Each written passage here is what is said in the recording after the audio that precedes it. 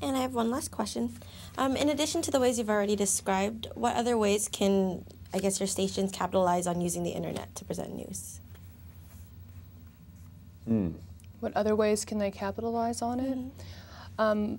Webcasts, I think, we do that. We have someone that is strictly feeding information in and getting it on the web. I mean, there's advertising dollars that come in the websites, and I think that so many of our population, we're so used to the information at our fingertips. A lot of people are strictly doing it via computer.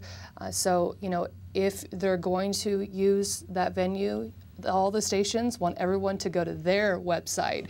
So we're constantly promoting our website, and we get advertising dollars for that, and there's different revenues and profits to make from that as well. And you can produce a pretty nice material, from podcasts or webcasts. Yeah, podcasts Live right now are big, because just like people don't want to have to sit down and watch a TV show at the only time it's on, they have DVR, the same way with podcasts. All of our shows are podcast, and we put behind-the-scenes content online because it's like you said, it's complementary. What else can you do online?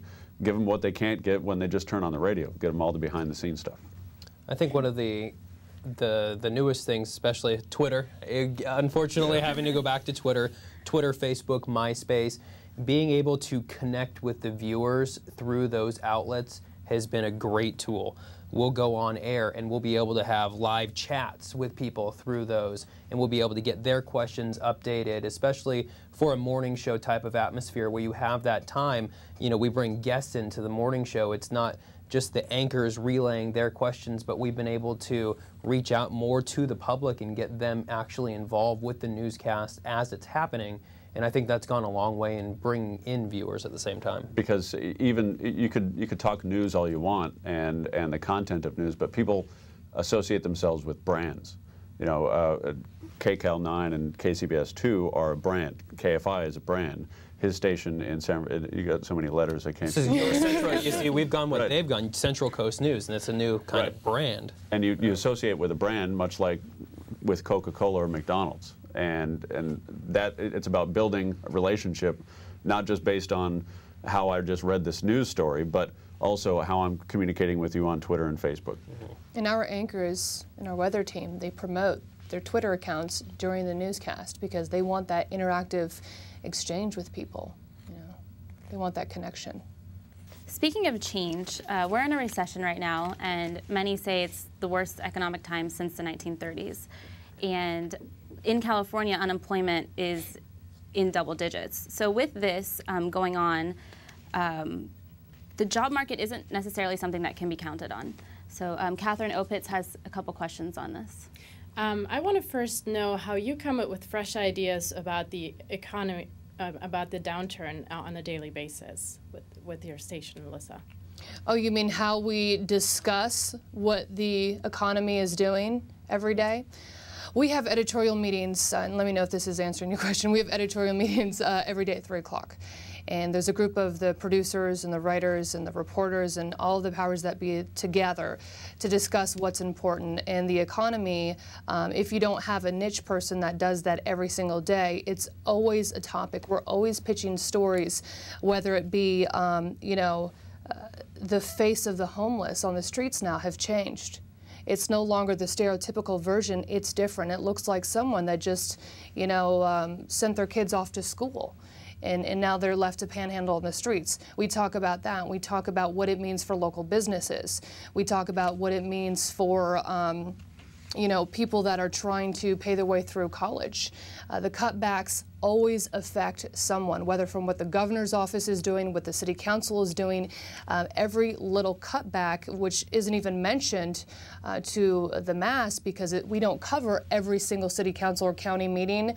There's not enough time and unfortunately desire to see those things, but there are meetings taking place that affect all of us every day within our government system, and all of those little things and little cutbacks and little decisions or proposed bills or should we do this or not in the government office, it affects all of us, and we have to come up with ways to say what's interesting and what's a way to tell it in a timely manner where there's video. So there's a lot of things that are happening, but there's no video to help you guys understand it, or it's complicated and we only have a minute to tell it. But constantly we're just generating ideas, whether it be from online small articles and small venues of papers or websites or city council meetings, but there's unlimited amounts of sadness and unfortunate cuts that we see, and we have to pick and choose what means most. Right now, the protests we were seeing with the college cutbacks dominated. So we'll take that and we'll do it from the angle of the professors, you know, the kids that can't go to school next semester, what this means for, you know, the neighborhoods in the area. I mean, there's just so many ways you could branch out. Once you take a topic, you can just, you know, generate ideas from every direction and every angle. Yeah, we don't necessarily have an edict that we have to include certain stories in every newscast, but it's advisable, recommended that we have at least one story on Pocketbook, because that affects everyone. I mean, you could talk about a murder in Orange County. People in LA County don't really, it's not that they don't care, but it doesn't affect them personally. Anything with, you know, some big fire in Santa Barbara, I mean, yes, LA and Orange County is concerned because it's just right there. It's in Santa Barbara, and fires affect everybody. But nothing affects everybody like pocketbook stories, like money stories. It's beyond Wall Street. It's beyond gas prices. It's can I go to school next semester? Can I afford to go to school next semester? Can I afford that when I have kids? What is it going to be like when they go to college? That kind of thing. Retirement, anything. Yeah, a lot of that. Of course, like, it's not something that you look to do necessarily every single day, especially, at least at my station, we don't have the manpower to do it, but it is something that's always there. And it's, for us, when we can come up with a more creative way to, with the video and with the people, it is a very compelling story. Lately, we had dropped it for a couple of weeks because in our area, it's just so small. There wasn't a whole lot to do to keep going, and we had other stories at the same time where manpower, we just couldn't get to it. But lately, one of the bigger things, holiday jobs. There's a lot of people going back to work right now, so once the holiday season kicked in, all right, here we go. We're back on the money stories. I said pocketbook stories because that's an angle saying, hey, we can show you where jobs are being had, and you can go out and find them, and that's one of the things we can help you with. And there used to be a dedicated reporter to money issues, a dedicated reporter to health, and from the industry side of the job market, we're all general assignment now. I mean, there are a few niche reporters here and there when all they do is health or all they do is money, but that's far and few between. Not only that, but also, you know, seasonal stuff, as you mentioned. You can pitch a story of a woman who is collecting coats for the needy. That's an economy story because that's going to help provide for people. You can even do something as simple as an economy story, what's the latest, hottest deals and bargains and where to get them.